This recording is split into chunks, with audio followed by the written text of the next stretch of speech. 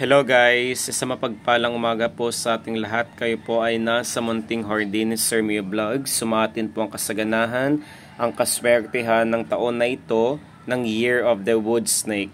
And for today's update and for today's vlog ay ibabahagi ko yung surprise na regalo or gift ng isa rin po sa aking matalik at close friend na isa rin pong kaplan tito. At nakakatuwa dahil hindi ko inaasahan na meron siyang regalo dahil collector po ako ng mga feng shui, lucky Vastu, money magnet houseplant. Ay nakakatuwa lamang pong isipin dahil out of so many friends na meron po siya, ay binigyan niya ako ng ganitong halaman na considered lucky houseplant ng 2025.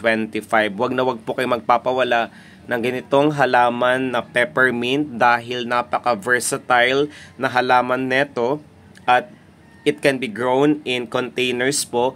Kung may mga baso po tayo ng paint, ng palaman, ng milk tea, yung malaking container, yung mahabang cylindrical shape na container is I suggest po para po hindi na po tayo bumili ng mga containers na pagsisidlan po natin ng ganitong peppermint ay gamitin po natin sila. Nakakatulong pa po tayo sa ating pag-maintain ng sustainable, ng magandang environment para sa kapakanan ng ating Mother Earth.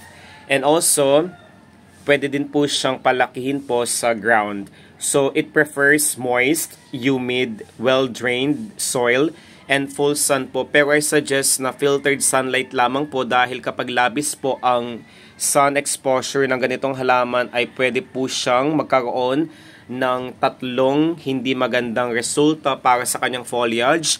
Kung kapansin-pansin po na meron po siyang may itim or kayumangging gilid, yun na po ang senyales na labis po ang init na kanyang naranasan. Yun po ang tinatawag na dark or brown edges.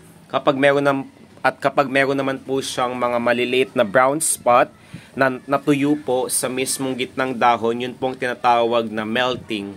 At kapag meron po siyang mga white markings na visible at presence mismo doon sa pinakagitnang dahon dahil sa sobrang init na kanyang taglay or naranasan po, ay yun pong tinatawag na sunburning. If we don't want that to happen for our plant, I suggest and recommend na ililim po natin siya.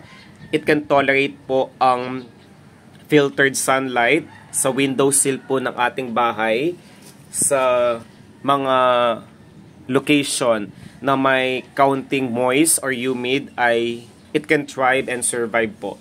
So ang pagtatanim po, sabi rin po at ibinahagi po sa akin ng kaibigan ko na pinalaki niya po ito or nag-produce po siya gamit po ang seeds. Kung magtatanim po tayo ng ganitong peppermint, yung buto po is dapat po 1/4 inch deep in moist soil. Then space, ang pinakadistansya ng soil or ng ating buto is 18 to 24 inches apart. Then planting po is done in spring after the last frost. Then ang pagdidilig po sa halaman na ito is done regularly and consistently. So water the plant when the top inch of soil is dry or tuyo na po siya. Use drip irrigation to keep foliage dry. So kung alam nyo naman po na moist pa po ang pinaka lupa, I suggest na gumamit po tayo ng butter or na water spray or bottled water. Lagyan po natin ng alkaline water. Yun po ang pinaka best sa ganitong halaman na peppermint at imimiss po natin siya. Yung mga dahon po niya dapat po laging moist. Then ang kanyang lupa po, use well-draining, loose, and organically rich soil. Kumbaga, sa fertile soil po siya. Ang ginamit po ng aking kaibigan dito is carbonized rice hull. So, meron po siyang loam soil, meron din po siyang yung ipa po na tinatawag, vermicast, at meron din po siya ditong mga loam soil na meron pong organic fertilizer kagaya po ng powderized eggshells. Napakayaman po ng powderized eggshells sa mga vitamins at minerals na siyang kinakailangan po para sa ating peppermint para po lumaki po siya at makapagbigay ng napakaraming supling anak at eventually makapag-produce po ng magandang at masagana at napakalagong peppermint. So maniniwala po kayo na ang ganitong halaman po is napaparami po, mag-cut lamang po tayo. So pumili po tayo ng isang mature enough na stem at directly plant that stem cut in moist soil. Then ang sunlight po, it can grow in full sun or partial shade plant. Pero based na rin po sa aking experience, dati po nagkaroon po ako ng spearmint. Mula po nung inilagay ko siya sa full sun ay hindi na po naging magandang pagtubo. Pero nung inilagay ko po siya doon sa partially shade na location na may moist na environment, ay doon po siya nag-thrive. Depende rin po kung ang ganitong peppermint po is wag na wag nyo siyang ilalagay sa tagong lugar. Kumbaga, pumili po tayo ng isang location na may filtered sunlight para po makapag-thrive po siya ng napakaganda at napakahusay.